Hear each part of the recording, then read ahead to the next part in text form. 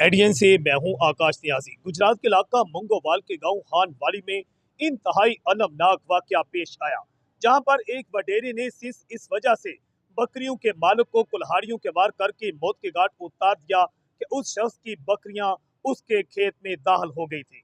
इंतहाई अलमनाक वाकया पेश आया है गाँव हान वाली का रहायशी एहसानुल्लाह, जिसे कुल्हाड़ियों के वार करके मौत के घाट उतारा गया है।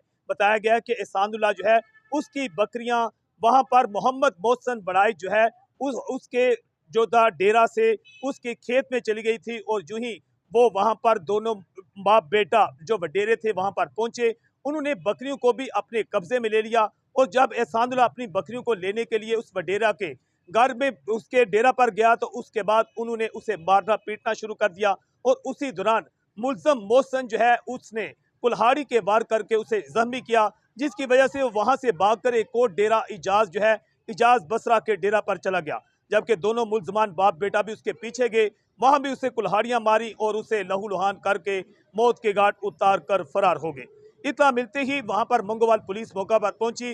मंगोवाल पुलिस का कहना है कि पुलिस ने छापा मारकर मरकजी मुल्जम जो है मोहसन को गिरफ्तार कर लिया है, जो कि बैरून मुल्क जाने की तैयारी कर रहा था।